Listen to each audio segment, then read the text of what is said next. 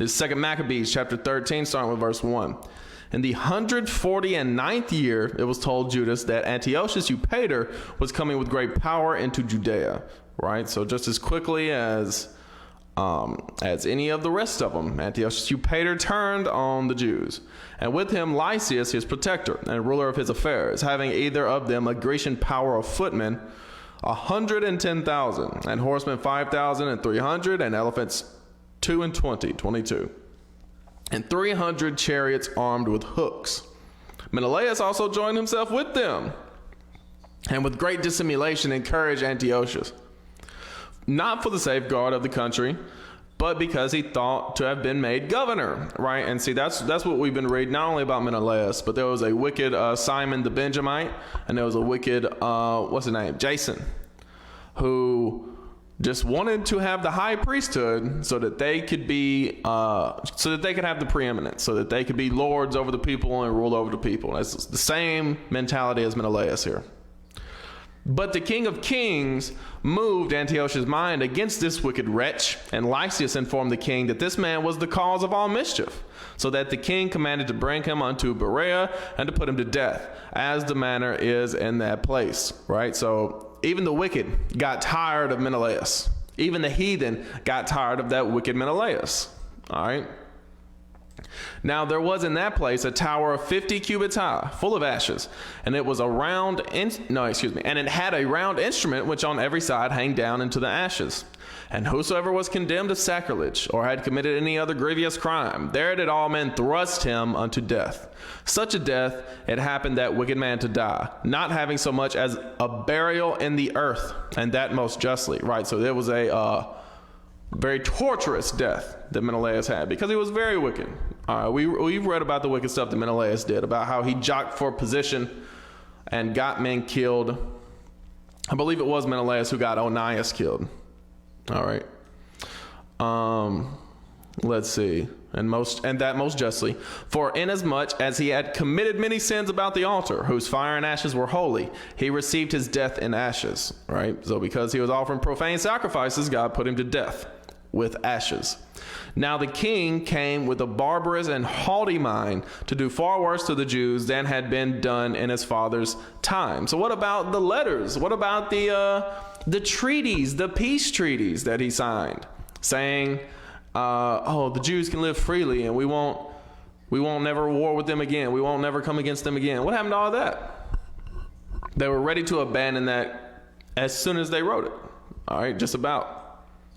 Which things when Judas perceived, he commanded the multitude to call upon the Lord night and day, that if ever at any other time he would now also help them, being at the point to be put from their law, from their country, and from the holy temple. You see that right there. So this is what we see all throughout the time period of the Greeks' rule. They're always coming against Jerusalem, always ready to kill and destroy God's people and the holy temple. All right.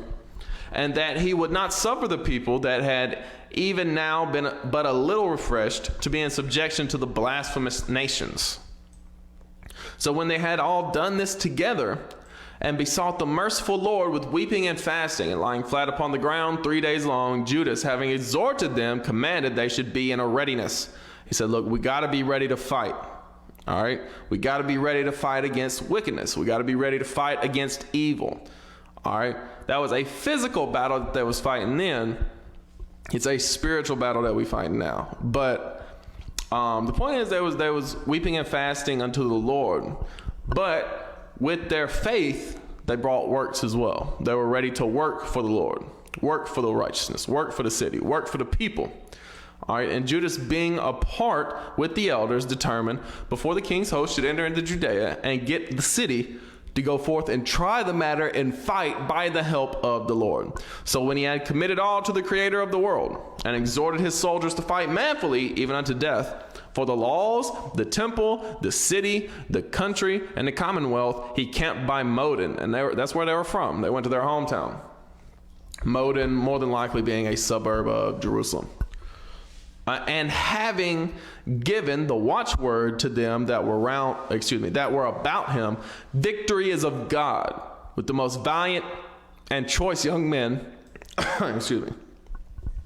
So that's something that they would say to motivate themselves was victory is of God. All right. And with the most valiant and choice young men, he went into the king's tent by night and slew in the camp about 4,000 men and the chiefest of the elephants with all that were upon him. Right. So he came and he ambushed them. All right. They were coming against the city. They came in with the guerrilla warfare tactics. And at last they filled the camp with fear and tumult and departed with good success. This was done in the break of the day because the protection of the Lord did help him. Right, so he got a lot done. Excuse me. The break of the day like dawn. They were out by dawn. This was done in the break of the day because the protection of the Lord did help him. Now when the king had taken a taste of the manliness of the Jews, he went about to take the holds by policy, and marched toward Bethsura, which was a stronghold of the Jews, but he was put to flight, failed, and lost of his men. For Judas had conveyed unto them that were in it such things as were necessary, right? So he told them, hey, be waiting on Lysias and Antiochus Eupator. They're on their way through. Be ready to fight against them when they come through. And Bethsura did. Bethsura was a mighty city, all right? But Rhodocus, who was in the Jews' host, disclosed the secrets to the enemies. Therefore, he was sought out. And when they had gotten him, they put him in prison. Right? So you can't just be a traitor and expect to get away with it. No, man. You can't be a traitor of God and his people and expect to get away with it. Not when the righteous are in power. All right? The king treated with them in Bethsum the second time. Gave his hand, took theirs, departed, fought with Judas, and was overcome.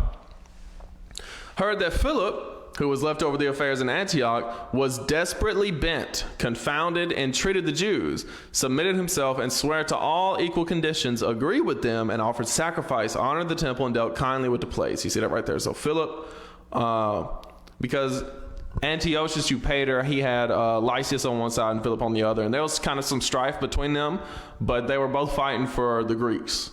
All right, so Philip, he's done fighting now. He got his trying to put this in nice words. He got his butt handed to him in battle. So now they made a treaty. All right. And accepted well of Maccabeus, made him principal governor of Ptolemais unto the Gerenians. Not quite sure what the Gerenians are. Came to Ptolemais. The people there were grieved for their covenants, for they stormed because they would make their covenants void. Lysias went up to the judgment seat, said as much as could be in defense of the cause, persuaded, pacified, made them well affected, and returned to Antioch. Thus it went, touching the king's coming and departing. Right, so it ended up. They obviously they always try to come against the holy city, Jerusalem. They always try to come against the righteous, and it never works. All right, you can't fight against the righteous whenever God is on our side. It just does not work. You can't fight the Israelites when God is on their side. It just doesn't work. It just won't work, man. But anyway, you have the Greeks returning back to Antioch, to Antiochia. And you have Ptolemais, obviously, he can't do nothing either. So after 3 years was Judas informed that Demetrius, the son of Seleucus, having entered by the haven of Tripolis with a great power and navy, had taken the country and killed Antiochus and Lysias, his protector. You see that right there? So Demetrius has taken over rulership in Greece now because Antiochus Eupator is killed. All right. Now one Alcimus, who had been high priest and had defiled himself willfully in the times of their mingling with the Gentiles, seeing that by no means he could save himself, nor have any more access to the holy altar, came to King Demetrius in the 150th year, 151st year, presenting unto him a crown of gold and a palm, and also of the bows which were used solemnly in the temple. And so that day he held his peace. Howbeit, having gotten opportunity to further his foolish enterprise, and being called into council by Demetrius, and asked how the Jews stood affected, and what they intended, he answered thereunto. It's the letter of Alcimus, what he's doing. Those of the Jews that he called Assyrians, whose captain is Judas Maccabeus, nourish war and are seditious, and will not let the rest be in peace. You see that right there? So making up lies just because Judas and the Assyrians are fighting against the wickedness of the Greeks. You have Alcimus making up lies. Like, oh, they're seditious. They won't be in peace like everybody else. They always want to start trouble. Therefore, I, being deprived of mine ancestors' honor, I mean the high priesthood, am now come hither, as if Alcimus was worthy to be the high priest. He's a damn devil. All right. First, verily for the unfeigned care I have of things pertaining to the king, and secondly, even for that I intend the good of mine own countrymen. For all our nation is in no small misery through the unadvised dealing of them aforesaid. They said, look, if this is what Alcimus said, he's like, look, if it wasn't for them darn Assyrians led by Judas Maccabeus, then all the Jews would be doing Greek customs and we'd all be in peace. We'd all be one people. But that's not what God ordained. All right. Wherefore, O king, seeing thou knowest all these things, be careful for the country and our nation, which is pressed on every side, according to the clemency that thou readily showest unto all. He said, look, beware of those, excuse me, still a little bit jet lagged. He said, king, be ready. Be ready, because if you try to come in there and take Judea, the Assyrians are going to fight against you. So he said, be ready for them. Be prepared when you go into battle. For as long as Judas liveth, it is not possible that the state should be quiet. He said right there, he said, look, you're not going to be able to conquer it as long as Judas Maccabeus is there. This was no sooner spoken of him, but others of the king's friends, being maliciously set against Judas, did more incense Demetrius. You see it right there? So he had heard of this Judas Maccabeus guy from others, his other counselors. And so this starting to piss him off. Because, the pride of the Greeks was that, oh, but he can't beat me. I'm going to go in there, I'm going to do what I want, And forthwith, calling Nicanor, who had been master of the elephants, and making him governor over Judea, he sent him forth, commanding him to slay Judas and to scatter them that were with him and to make Alcimus high priest of the great temple. You see that right there? So Demetrius commanded Nicanor, hey, go in there, kill Judas, and set up Alcimus. All right. Then the brethren that had fled out of Judea from Judas came to Nicanor by flocks, thinking the harm and calamities of the Jews to be their welfare. Right? So obviously when Judas went through these cities, he kicked out the heathen, whether they be Greeks or Ishmaelites, whatever the case may be. He kicked them out. And so now all the heathens running up there to Demetrius. Came to Nicanor, as Nicanor is coming into Judea. Now when the Jews heard of Nicanor's coming, and that the heathen were up against them, they cast earth on their heads, and made supplication to him that had established his people forever, and who always helpeth his portion with manifestation of his presence. You see that right there? So now they're starting to mourn again and call on the Lord.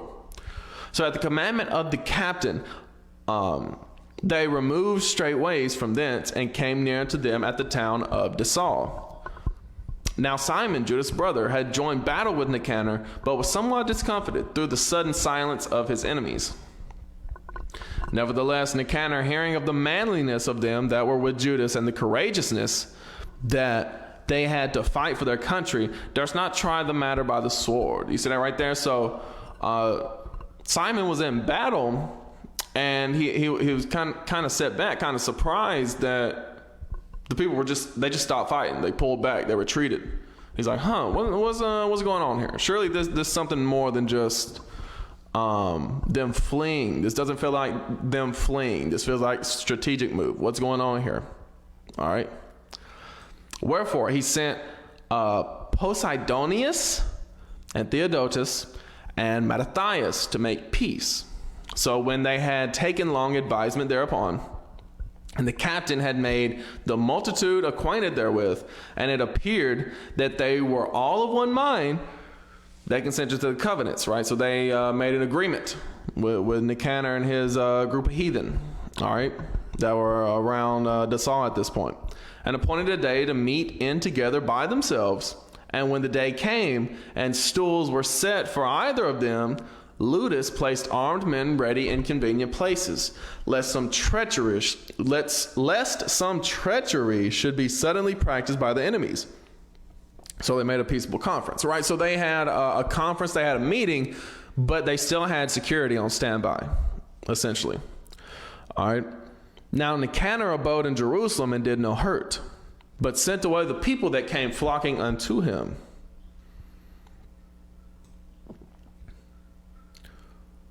And he would not willingly have Judas out of his sight, for he loved the man from his heart. So Nicanor was sent down there to kill Judas.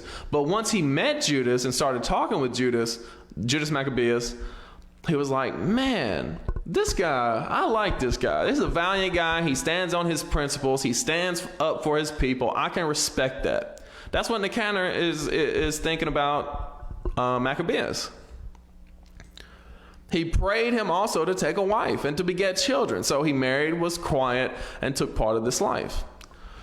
Right? So Nicanor's like, look, I'm not going to, you know what? I'll come down here to make war with you. But you know what? Let's, since I met with you and talked with you, I don't see the need to go to war.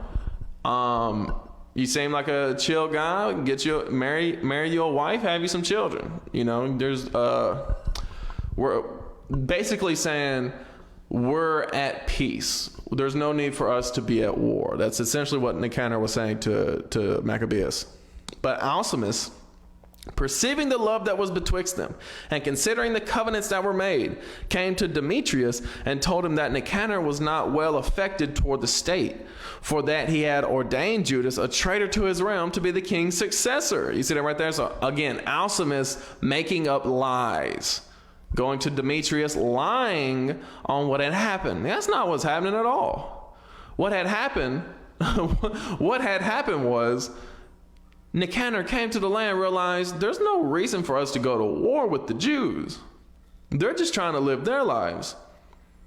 And once he sat down with Judah Maccabeus, he said, look, why would I go to war with this guy? He's a cool dude. But now, of course, Alcimus run with that. Oh, they're trying to take your kingdom from you. Oh, they're trying to set up Maccabeus as the next king. It's like just lying, because Alcimus himself wants the preeminence. And he knows that Alcimus knows that he'll never be Lord of the people as long as Judas is alive, because Judah Maccabeus was rooting out wickedness. And that's exactly what Alcimus was. Then the king, being in a rage and provoked with the accusations of the most wicked man, wrote to Nicanor, signifying that he was much displeased with the covenants, and commanding him that he should send Maccabeus prisoner in all haste unto Antioch. So, of course, Demetrius is like, I didn't send you down there to make peace. I sent you down there to kill the guy. Bring him back as a prisoner. When this came to Nicanor's hearing, he was much confounded in himself, right? Because Nicanor is like a general, and he's like, even though he was wicked, he understood war, and he understood that you don't have to go to war for every reason. All right, he had at least that much understanding. All right, so he was perplexed when he saw what Demetrius sent him. He's like, what? I thought I was doing a good thing by making peace with these people. We don't have to spend resources. We don't have to go to war. We don't have to lose lives, right? Confounded in himself, and took it grievously that he should make void the articles which were agreed upon, the man being in no fault. He's like, look, there's nothing wrong with these guys. They've done nothing wrong. Why should I go to war with them? That's what Nicanor is thinking here. But because there was no dealing against the king, he's like, well, I mean, he's just following orders. All right, he watched his time to accomplish this thing by policy. Notwithstanding, when Maccabeus saw that Nicanor began to be churlish unto him, right, be rude, Nicanor has done changed his whole demeanor, because he was friendly before. Now that he's realizing, oh, I can't be this guy's friend, now he's being rude, all right? And that he entreated him more roughly than he was wont. Perceiving that such sour behavior came not of good, he gathered together not a few of his men and withdrew himself from Nicanor. Right, so he got a lot of his men. He said, look, we got to get out of here. They're about to attack. But the other, knowing that he was notably prevented by Judas' policy, came into the great and holy temple. and commanded the priests that were offering their usual sacrifices to deliver him the man. And when they swear that they cannot tell where the man was whom he sought, he stretched out his right hand toward the temple and made an oath in this manner: if ye will not deliver me Judas as a prisoner, I will lay this temple of God even with the ground, and I will break down the altar and erect a notable temple unto Bacchus. Right? So this is that pride. Like I said, Nicanor was wicked. All right, he believed himself to be, that guy. He thought it was Timothy. No, Nicanor ain't nothing. All right. But this is the type of pride that he has. He said, look, I'm going to destroy the temple. He's pointing out, I'm going to destroy this and this. And I'm going to break down the temple. I'm going to set up a temple to Bacchus. All that foolishness. After these words, he departed. Then the priests lifted up their hands toward heaven and besought him that was ever a defender of their nation, saying in this manner: Thou, O Lord of all things, who hast need of nothing, was pleased that the temple of thy habitation should be among us. Therefore now, O holy Lord of all holiness, keep this house ever undefiled, which lately was cleansed, and stop every unrighteous mouth. Now was there accused unto Nicanor one Razus, one of the elders of Jerusalem, a lover of his countrymen, and a man of very good report, who for his kindness was called a father of the Jews. All right, so obviously the people prayed unto the Lord and said, please defend your house that you had us cleanse for you. You had us build for you. All right, but now you have Razus, right, an elder of the Jews, a father of the Jews. For in former times, when they mingled not themselves with the Gentiles, he had been accused of Judaism, and did boldly jeopardize life with all vehemency for the religion of the Jews. Now, this ain't talking about Talmud, like what you got in Judaism today. This is talking about the law, statutes, and commandments. All right. So Nicanor, willing to declare the hate that he bare to the Jews, sent above 500 men of war to take him. Right. So he sent over 500 men to go take Razus, this old guy. This elder of the Jews, father of the Jews, because he just wanted to make an example. They said, okay, Razus, he's well known to be an elder of the Jews, a father of the Jews who stood on principles, who stood on the laws of God and would not budge. All right, let's go take him. All right. For he thought by taking him to do the Jews much hurt, right, to crush morale. That's what he wanted to do. Now, when the multitude would have taken the tower and violently broken into the outer door and bade that fire should be brought to burn it, he, being ready to be taken on every side, fell upon his sword, choosing rather to die manfully than to come into the hands of the wicked, to be abused otherwise than beseemed his noble birth. Right? So when he saw the heathen coming, he tried to kill himself by falling on his sword. He said, look, I'll kill myself. I'd rather kill myself than go into the hands of the enemy, right? But watch what happened. But missing his stroke through haste, the multitude also rushing within the doors, he ran boldly up to the wall and cast himself down manfully among the thickest of them. So that didn't work. He sliced himself, but that didn't work. He's not dead yet. Here come the heathen, right? So he jumped out the window, all right? And there was a whole group of them down there. He jumped on top of them, or tried to. He jumped out the window trying to jump on top of all of them. But they quickly giving back, and a space being made, he fell down into the midst of the void place. You see that right there? So they moved out the way. He jumped out the window trying to jump on. They moved out the way. All right. Nevertheless, while there was yet breath within him, being inflamed with anger, he rose up, and though his blood gushed out like spouts of water, and his wounds were grievous, yet he ran through the midst of the throng, and standing upon a steep rock, when, as his blood was now quite gone, he plucked out his bowels, and taking them in both his hands, he cast them upon the throng, and calling upon the Lord of life and spirit to restore him those again, he thus died. Right? So He tried to kill himself with the sword. It sliced him up, but it didn't work. He jumped out the window, tried to jump on top of the men. They moved. So he got up and started pulling out his intestines and fighting the men with his intestines. He said, I'm going out with a bang. All right. So praise the Most High for Razus. He didn't lose the zeal and none of that. All right. He said, look, I'm going out. I might as well take a few out with me. Right. Might as well leave an example. Like, hey, if we're going to die for this truth, we're going to die for this truth. So, obviously, Nicanor thought we're going to go kill and torture Razzus, and that's going to demoralize the Jews. That's going to get them depressed. But no, man, the mind games don't work.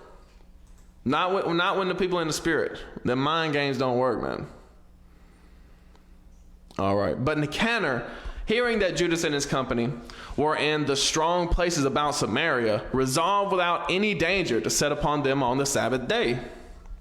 Right? So he found out where Judas was, and he came against them on the Sabbath. Nevertheless, the Jews that were compelled to go with him said, "Oh, destroy not so cruelly and barbarously, but give honor to that day, which he that seeth all things hath honored with holiness above all other days." Right? So even the wicked Jews were like, no, don't do it on a Sabbath. They were still keeping the Sabbath. They said, no, don't do it on a Sabbath. Then the most ungracious wretch demanded if there were a mighty one in heaven that had commanded the Sabbath day to be kept.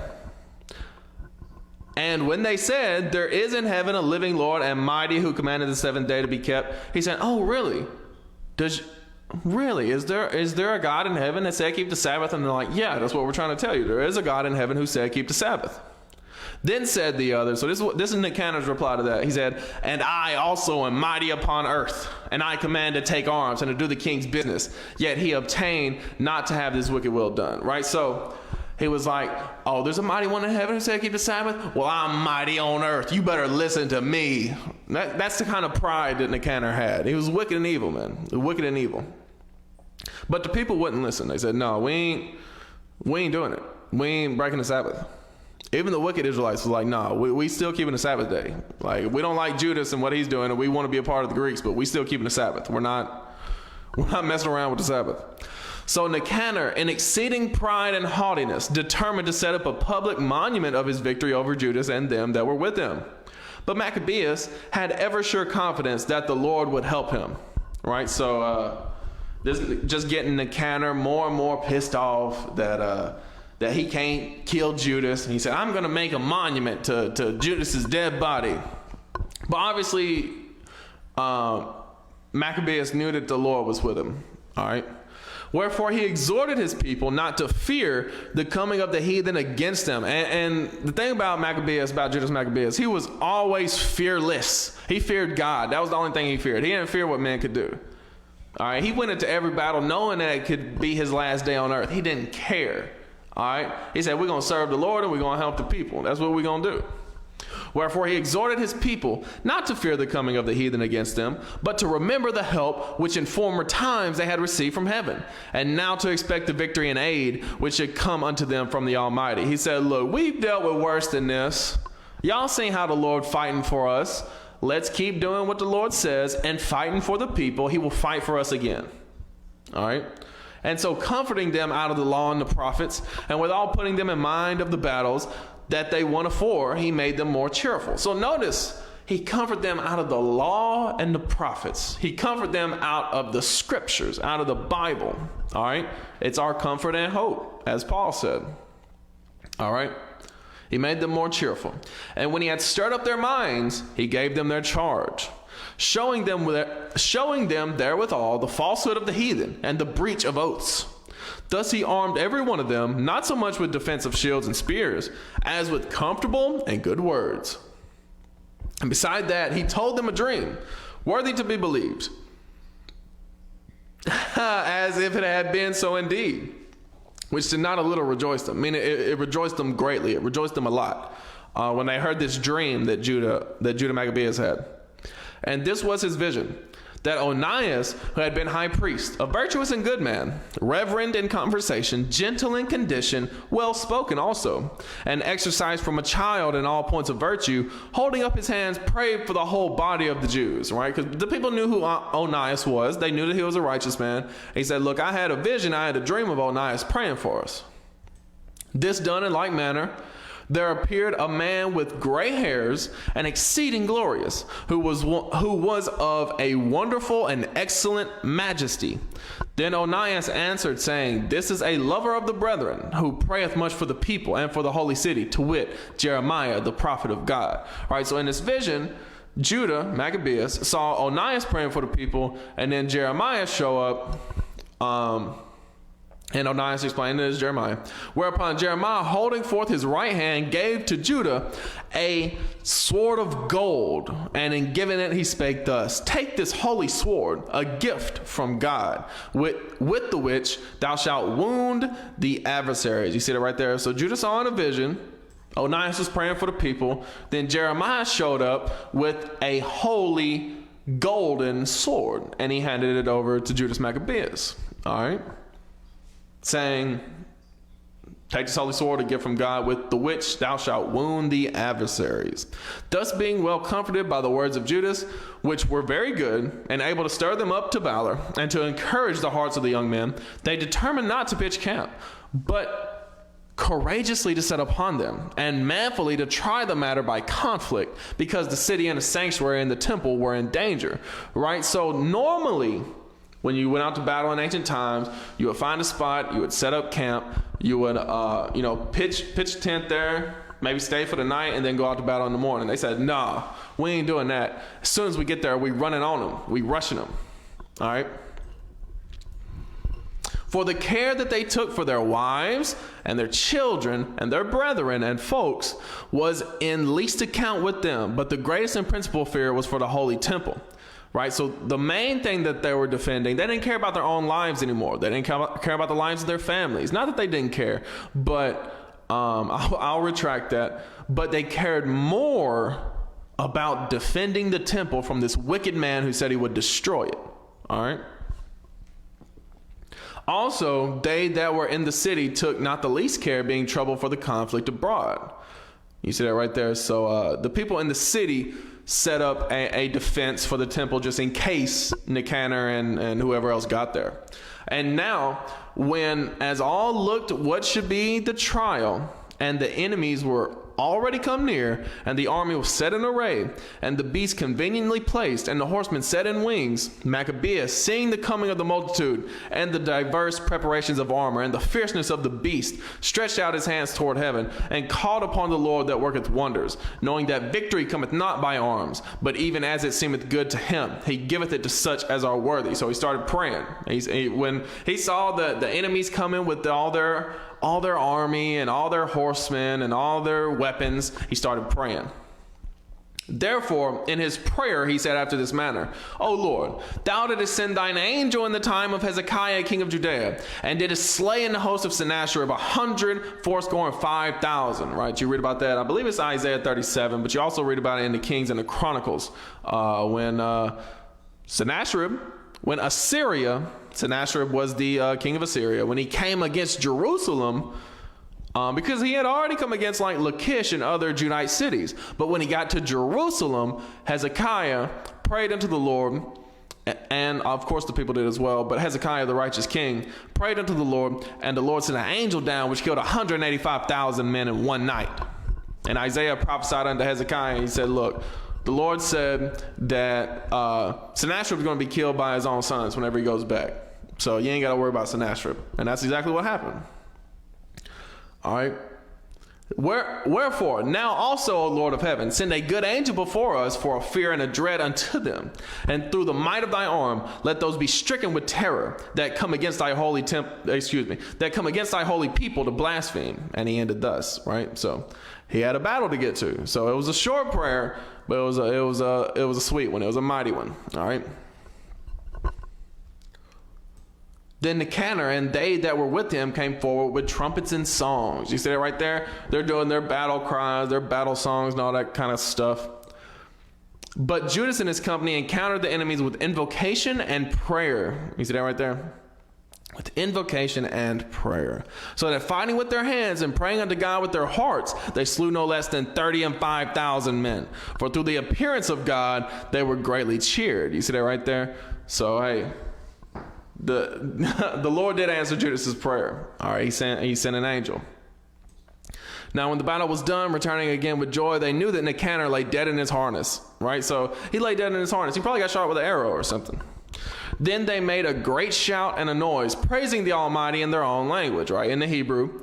And Judas, who was ever the chief defender of the citizens, both in body and mind, and who continued his love toward his countrymen all his life, commanded to strike off Nicanor's head and his hand with his shoulder and bring them to Jerusalem, right? So cut off his whole arm with the shoulder and cut off his head, and let's go to Jerusalem. So when he was there and called them of his nation together and set the priests before the altar, he sent for them that were of the tower and showed them vile Nicanor's head and the hand of that blasphemer, which with proud brags he had stretched out against the holy temple of the Almighty. And when he had cut out the tongue of that ungodly Nicanor, he commanded that they should give it by pieces unto the fowls and hang up the reward of his madness before the temple. So every man praised toward the heaven the glorious Lord, saying, Blessed be he that hath kept his own place undefiled. You see that right there? So they hung up Nicanor's head and his arm that he used to stretch out and say, hey, look, I'm going to tear down this. I'm going to set up the Bacchus temple here. They cut it off and set it up and said, this is an example of what's going to happen to the heathen that come against God's people. All right. Yes. Kept his own place undefiled. He hanged also Nicanor's head upon the tower, an evident and manifest sign unto all the help of the Lord. Okay, there it is.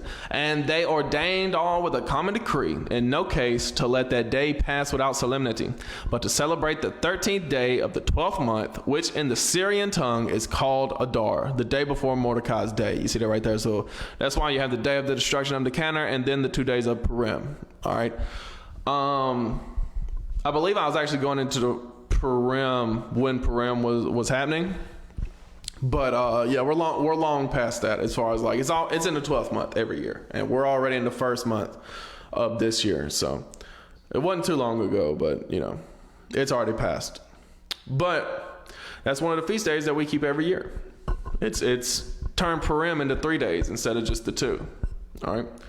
Thus went it with Nicanor, and from that time forth the Hebrews had the city in their power. And here will I make an end. And if I have done well, and as is fitting the story, it is that which I desired. But if slenderly and meanly, it is that which I could attain unto. He said, so the scribes let you know here, he's like, look, I'm not perfect. I didn't get all the details. I just tried to make the point of what happened. All right.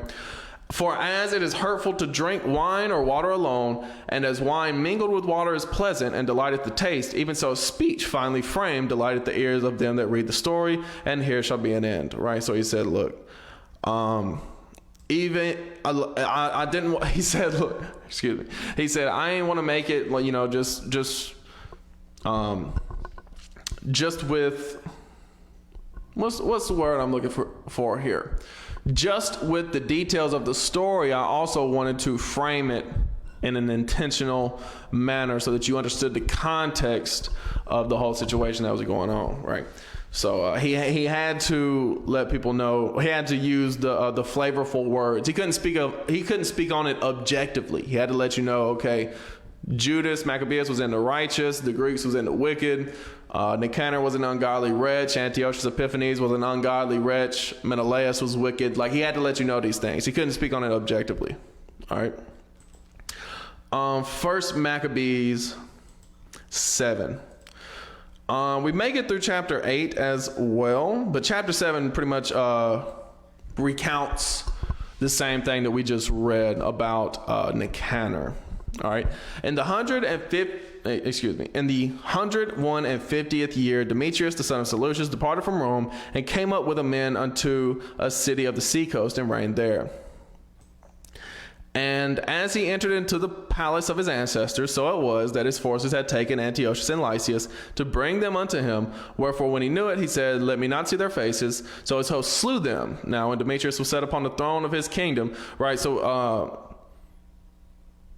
this is what we just read about Demetrius killing Antiochus Eupator and Lysias, his general. All right. Now, when Demetrius was set upon the throne of his kingdom, there came unto him all the wicked and ungodly men of Israel, having Alcimus, who was desirous to be high priest, for their captain. And we just read the letter of Alcimus, I think it was in chapter 13. of 2 Maccabees. And they accused the people to the king, saying, Judas and his brethren have slain all thy friends and driven us out of our own land. Now therefore send some man whom thou trustest, and let him go and see what havoc he hath made among us, and in the king's land, and let him punish them with all them that aid them. So that's an abbreviation of the letter that Alcimus sent. Then the king chose Bacchides, a friend of the king, who ruled beyond the flood, meaning over the river.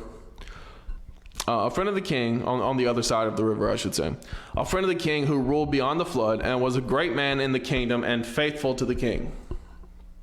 And him he sent with that wicked Alcimus, whom he made high priest, and commanded that he should take vengeance of the children of Israel. So they departed and came with a great power into the land of Judea, where they sent messengers to Judas and his brethren with peaceable words deceitfully. But they gave no heed to their words, for they saw that they were come with a great power, right? So they saw Alcimus come through with an army, essentially. Alcimus trying to pretend like this ain't about war. They ain't trying to start nothing. So why you show up with an army then? All right. Said then did there assemble unto Alcimus and Bacchides a company of scribes to require justice.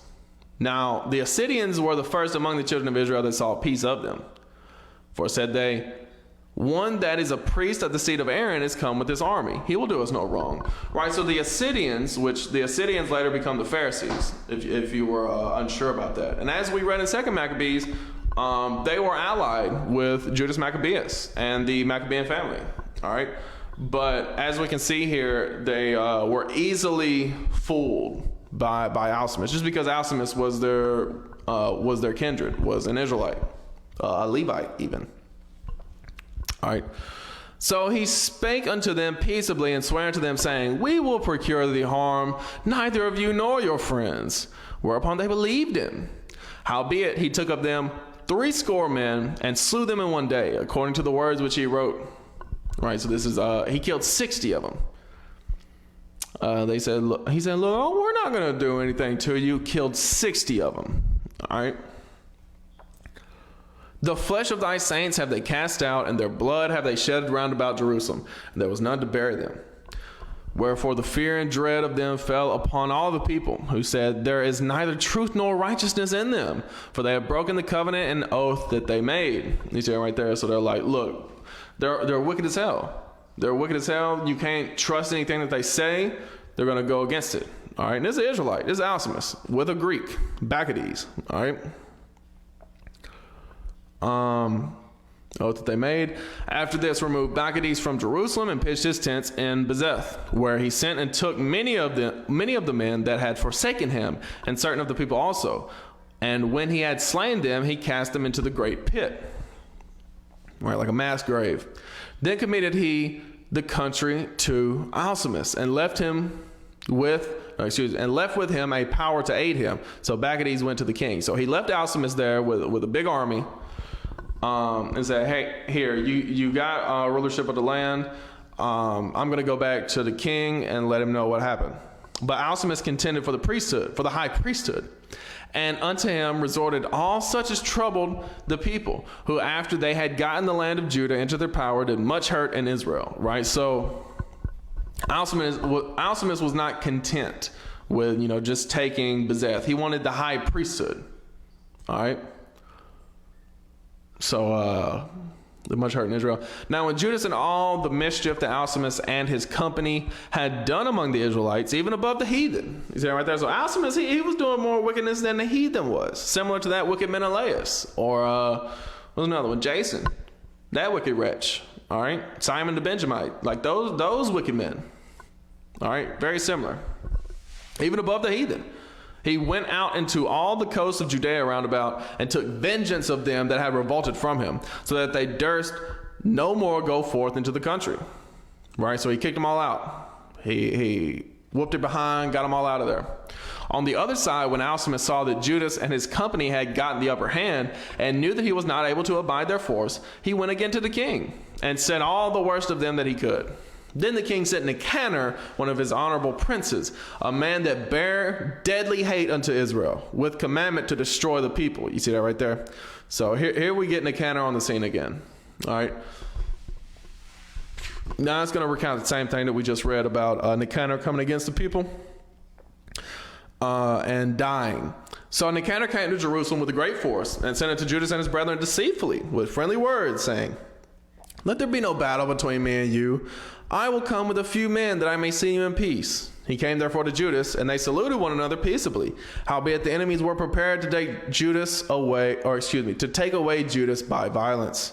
Which thing after it was known to Judas, to wit, that he came unto him with deceit, he was so afraid of him, and would see his face no more. So we read about that, how initially there was a peace between Judas and Nicanor. But Nicanor was quick to change on a dime. He was ready for whatever. All right. If it could be done with peace, he would do it in peace. But if it had to be war, Nicanor was bloodthirsty. He was ready to make war. And when Judas, we read about the details of that in 2 Maccabees. When Judas saw that Nicanor's demeanor had changed, he said, no, I'm getting out of here. Nicanor also, when he saw that his counsel was discovered, went out to fight against Judas beside Kfar Salama, where there were slain of Nicanor's side about 5,000 men, and the rest fled into the city of David, right? They came to Jerusalem.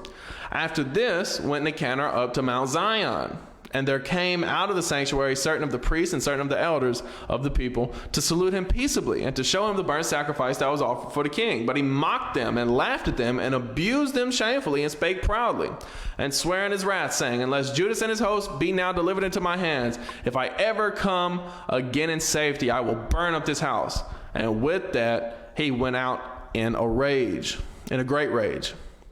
Then the priest entered in and stood before the altar in the temple, weeping and saying, thou, O Lord, didst choose this house to be called by thy name, and to be a house of prayer and petition for thy people. Be avenged of this man and his host, and let them fall by the sword. Remember their blasphemies, and suffer them not to consume any longer. All right, so you see that right there. So this is the same as we read about him stretching out his hand against the temple, and I'm going to take down this and this. I'm going to set up a temple to Bacchus right here. It's the same thing, just said a different way. All right. So Nicanor went out of Jerusalem and pitched his tents in Beth Horon, where a host out of Syria met him. But Judas pitched in Edessa, with 3,000 men, and there he prayed, saying, O Lord, when they that were sent from the king of the Assyrians blasphemed, thine angel went out and smote 185,000 of them, right? So this is what we just read in 2 Maccabees, this prayer that he prayed, and specifically referencing what the angel of the Lord did in the days of Hezekiah, when the angel came down and killed 185,000 men. All right. So, and even so, destroy thou this host before us this day, that the rest may know that he has spoken blasphemously against thy sanctuary, and judge thou him according to his wickedness. So the 13th day of the month Adar, the host joined in battle, but Nicanor's host was discomfited, and he himself was first slain in the battle. Now, when Nicanor's host saw that he was slain, they cast away their weapons and fled. You see that right there? So the general died. Nobody's going to lead the people. The people leave. The people fled. Then they pursued after them a day's journey from Adasa unto Gezerah, sounding an alarm after them with their trumpets, right, terrifying them, all right, whereupon they came forth out of all the towns of Judea round about and closed them in, so that they, turning back upon them that pursued them, were all slain with the sword, and not one of them was left. Stand right there. So they chased them down. They hunted them down. They killed them. Afterwards, they took the spoils and the prey and smote off Nicanor's head and his right hand, which he stretched out so proudly, and brought them away and hanged them up toward Jerusalem. For this cause the people rejoiced greatly, and they kept that day a day of gladness. Moreover, they ordained to keep yearly this day, being the 13th of Adar. Thus the land of Judah was in rest a little while. You see it right there. So praise the Most High for that day. The land of Judah was in rest for a little while. We'll go ahead and read chapter 8. I don't think we'll read 9 this week. We'll go ahead and read chapter 8 though.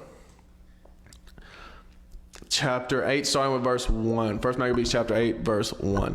Now Judas had heard of the Romans, that they were mighty and valiant men, and such as would lovingly accept all that joined themselves unto them, and make a league of amity with all that came unto them. You see that right there? So Judas heard, okay, the Romans are moving better than the Greeks. The Romans are in order. The Romans are making peaceful agreements that they keep. All right? The Romans are not doing any wrong by the people they make treaties with. That's what Judas has noticed about the Romans, at least up until this point. And that they were men of great valor, mighty army, a mighty Roman army.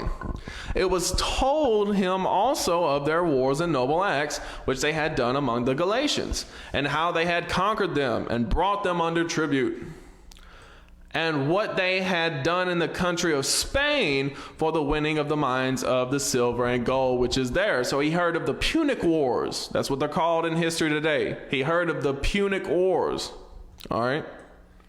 And that by their policy and patience they had conquered all the place, though it were very far from them. And the kings also that came against them from the uttermost part of the earth, till they had discomfited them, and given them a great overthrow, so that the rest did give them tribute every year.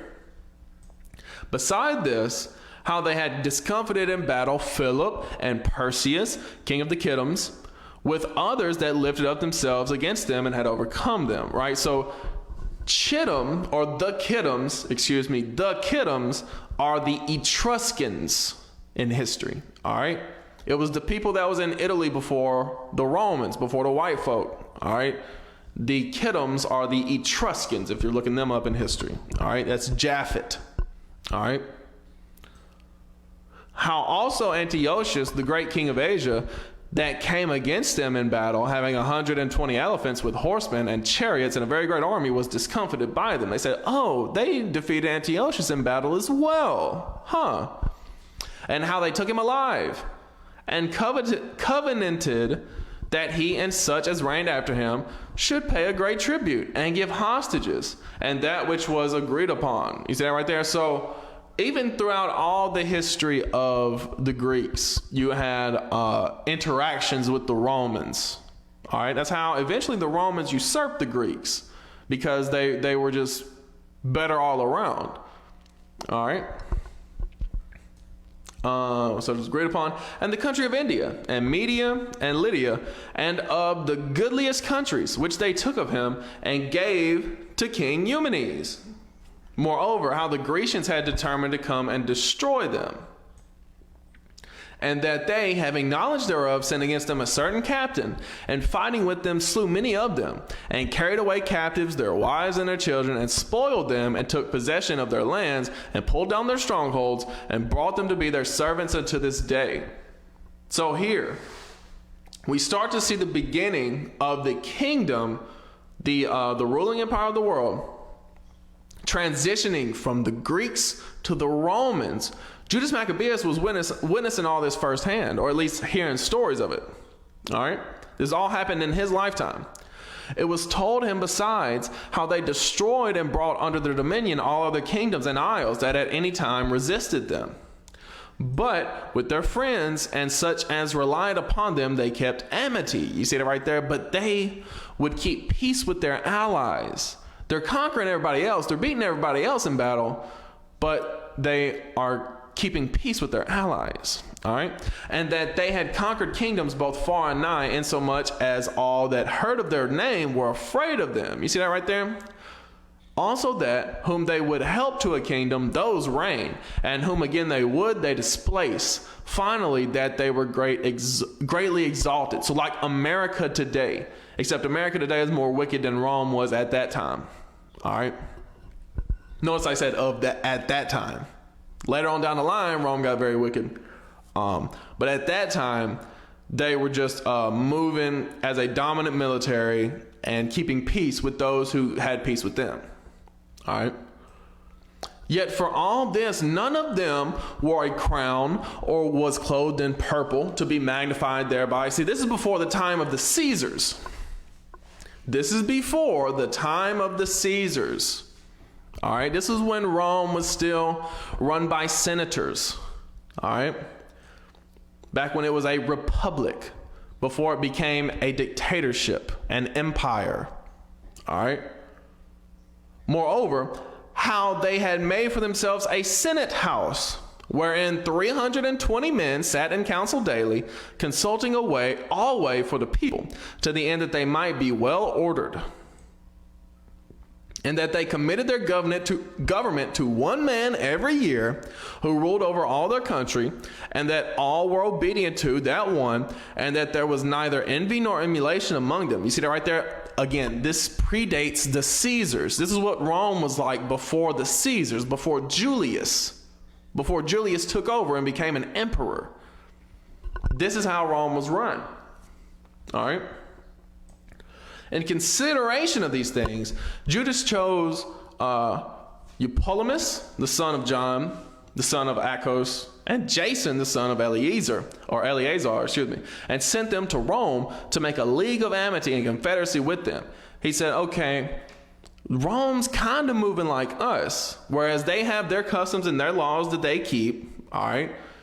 They don't go to war with people who don't go to war with them. So we should make peace with them. Again, Judas Maccabeus was not like bloodthirsty. He said, look, there's no reason for us to go to war with Rome. We might as well make peace with them. All right? And to entreat them that they would take the yoke from them, for they saw that the kingdom of Grecians did oppress Israel with servitude. Right? So it was more advantageous to the Israelites at this point to ally themselves with Rome than to just try to stay on their own and fight against everyone. Right? Because they're fighting against the Greeks without a doubt. Fighting against the Greeks 100%, the whole time, the whole way, just about. But they said, look, it would behoove us to ally with Rome at this point. All right? They went therefore to Rome, which was a very great journey, and came into the Senate, where they spake and said, Judas Maccabeus with his brethren and the people of the Jews have sent us unto you to make a confederacy and peace with you, and that we might be registered your confederates and friends. So that matter pleased the Romans well. So I don't know if y'all remember a couple weeks back, I think it was actually in 2 Maccabees, where we read about how, maybe it was 2 Maccabees 9 or 10, we read about how the Romans were coming through the land, and they sent something to the Jews saying, hey, look, come to Rome, come see our city, come speak to us. We've heard of the fame of Judas Maccabeus. We heard y'all valiant. Come speak with us, and we could, have some kind of alliance, right? And now Judas is taking them up on that after he sees what all they've done, all right? And it pleased the Romans well whenever they saw the Jews show up. They said, okay, the Jews are here. We heard that they were coming. All right. And this is the copy of the epistle which the Senate wrote back again in tables of brass and sent it to Jerusalem, right? To solidify this. This isn't just some, on paper message in a bottle type situation. This is legitimate in brass. All right. That there might have by them a memorial of peace and confederacy. Good success be to the Romans and to the people of the Jews, by sea and by land forever. The sword also and enemy be far from them. If there come first any war upon the Romans or any of their confederates throughout all their dominion, the people of the Jews shall help them, as the time shall be appointed with all their heart. Neither shall they give anything unto them that make war upon them, or aid them with victuals, weapons, money, or ships, as it has seemed good unto the Romans. But they shall keep their covenants without taking anything therefore.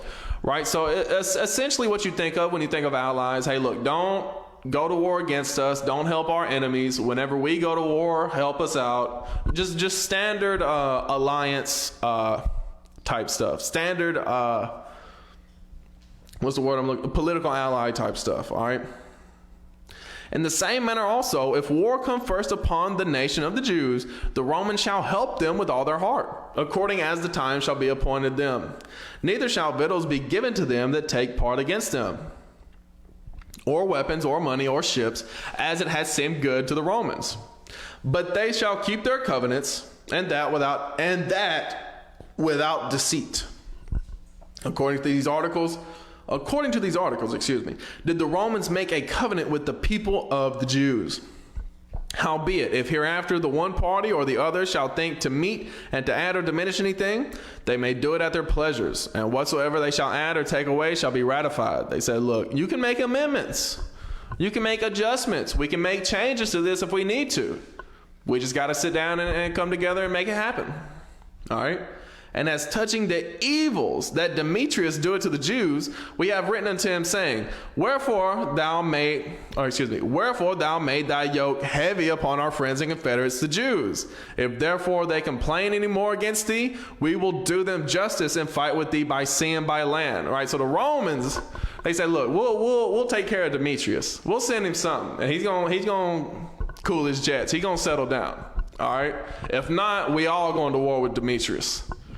All right, so this is how Judea became a Roman province, and there was peace in the land during the time of Christ. All of that is being set up here by Judas Maccabeus, and later we'll read in the following weeks about Jonathan and Simon. They all solidified this, all right?